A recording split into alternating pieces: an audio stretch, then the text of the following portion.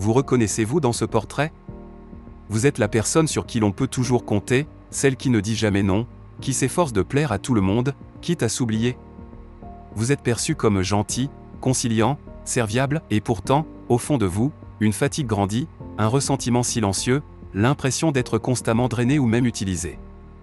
Et si la source de votre épuisement n'était pas votre altruisme, mais plutôt une gentillesse excessive qui vous dessert? Aujourd'hui, sur Psy Minute, nous allons bousculer une idée reçue. Nous allons explorer un concept paradoxal mais libérateur, le pouvoir de l'agressivité bienveillante. Non pas une agressivité destructrice, mais une force affirmée et positive qui vous permettra de reprendre votre place, de défendre vos besoins et de vivre une vie plus authentique. Préparez-vous à redéfinir ce que signifie être bon pour soi et pour les autres. La gentillesse excessive. Un masque souvent épuisant. Dans notre société, être gentil est une vertu cardinale. Dès l'enfance, on nous apprend à être complaisant, à ne pas faire de vagues, à éviter les conflits. Mais il existe une ligne fine entre la gentillesse authentique, celle qui vient du cœur et respecte à la fois soi-même et autrui, et une gentillesse excessive qui devient un fardeau. Cette dernière est souvent motivée par la peur du rejet, la peur d'être mal aimé, la peur de décevoir, la peur du conflit. Pour éviter ces craintes, nous enfilons un masque de complaisance, disant oui quand nous pensons non, acceptant l'inacceptable, souriant quand nous avons envie de pleurer. Le problème, c'est que cette gentillesse forcée est un acte d'auto-trahison. À force de nier nos propres besoins, nos limites et nos désirs pour satisfaire ceux des autres, nous créons un profond déséquilibre. Notre énergie s'épuise, notre estime de soi diminue, et un ressentiment silencieux, parfois inconscient, commence à gronder en nous. Ce ressentiment peut éclater de manière inattendue, sous forme d'irritabilité, de passivité-agressivité, ou même de dépression. Nous finissons par nous sentir comme des paillassons émotionnels, piégés dans un rôle que nous avons nous-mêmes inconsciemment créé. C'est une générosité qui nous vide, une bienveillance qui nous rend malveillants envers nous-mêmes. Il est temps de démasquer cette dynamique et de comprendre que pour être véritablement bon avec les autres, il faut d'abord être bon avec soi-même. Nad. L'agressivité bienveillante? Définition et distinction claire. Maintenant, parlons du concept qui peut sembler, à première vue, contradictoire, l'agressivité bienveillante. Ce n'est absolument pas synonyme de violence, de colère destructrice ou d'hostilité. Au contraire, l'agressivité bienveillante est une force d'affirmation, un courage tranquille qui nous permet de défendre notre espace, nos valeurs et nos besoins de manière respectueuse mais ferme. C'est la capacité d'être direct, clair et honnête, même si cela peut générer un inconfort temporaire chez l'autre ou chez soi. C'est l'opposé de la passivité et de l'agressivité au sens commun du terme. Elle se distingue radicalement de l'agressivité pure, qui cherche à dominer, à humilier ou à nuire. L'agressivité bienveillante, elle, est ancrée dans le respect de soi et d'autrui. Elle ne vise pas à blesser, mais à protéger et à clarifier. Pensez Y comme à un parent qui pose des limites fermes à son enfant pour sa propre sécurité, ou à un médecin qui donne un diagnostic difficile mais nécessaire pour la santé de son patient.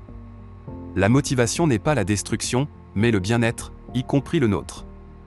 C'est la capacité de dire non sans culpabilité, de fixer des limites claires sans explication excessive, de s'exprimer avec authenticité même si votre opinion diverge. C'est une énergie vitale qui nous permet d'être des acteurs conscients de notre vie, plutôt que des spectateurs impuissants.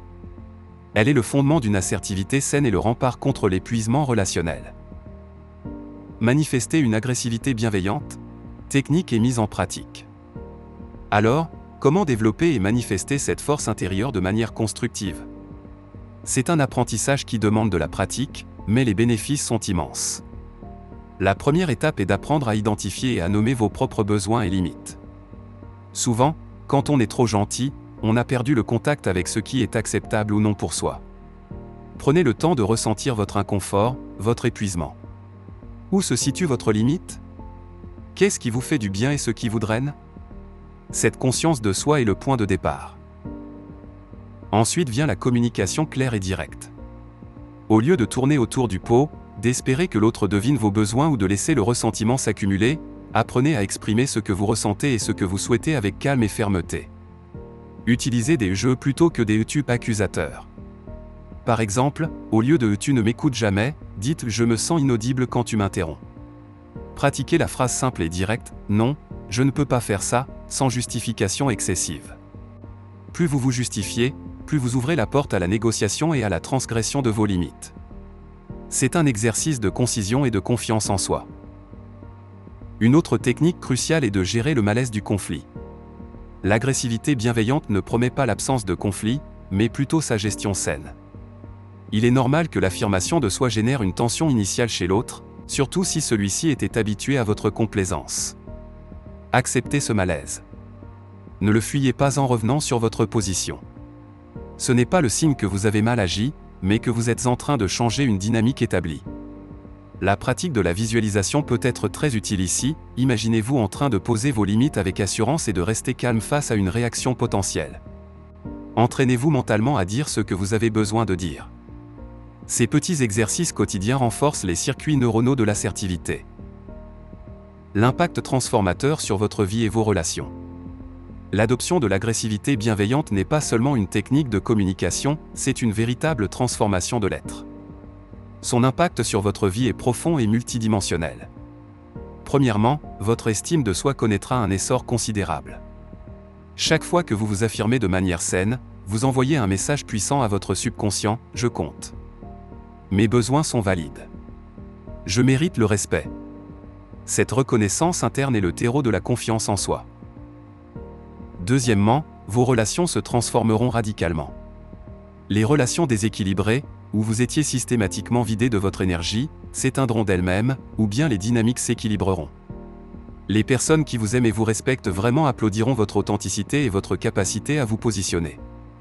Vous attirerez des relations plus saines, basées sur le respect mutuel et l'équité, car vous signalerez clairement ce que vous êtes prêts, à accepter et ce qui ne l'est pas. Vous ne serez plus un refuge pour les profiteurs, mais un partenaire d'échange équitable. Enfin, votre énergie vitale reviendra. La gentillesse excessive est épuisante car elle nous pousse à porter des fardeaux qui ne nous appartiennent pas. En posant des limites et en protégeant votre espace, vous récupérez votre énergie pour vos propres projets, vos passions et votre bien-être. Votre authenticité grandira, vous vous sentirez plus aligné avec qui vous êtes vraiment. C'est un chemin vers une vie plus riche, plus joyeuse, où la générosité ne vous épuise plus, mais découle d'un réservoir d'abondance personnelle.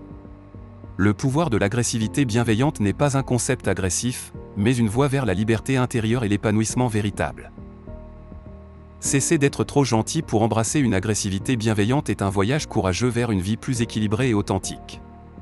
C'est l'art de dire oui à soi-même afin de pouvoir offrir un oui sincère et non contraint aux autres. Merci infiniment d'avoir exploré ce concept puissant avec nous sur Psy Minute. Votre engagement à grandir personnellement est une source d'inspiration. Si cette idée de l'agressivité bienveillante a résonné en vous ou si vous avez des expériences à partager concernant la gentillesse excessive ou l'affirmation de soi, n'hésitez pas à laisser un commentaire ci-dessous, votre témoignage pourrait être une lumière pour d'autres. Si cette vidéo vous a apporté de la valeur, un j'aime est toujours très apprécié, et bien sûr, abonnez-vous à Psy Minute pour ne manquer aucune de nos prochaines explorations des dynamiques humaines et du développement personnel. Prenez soin de vous, avec bienveillance et détermination.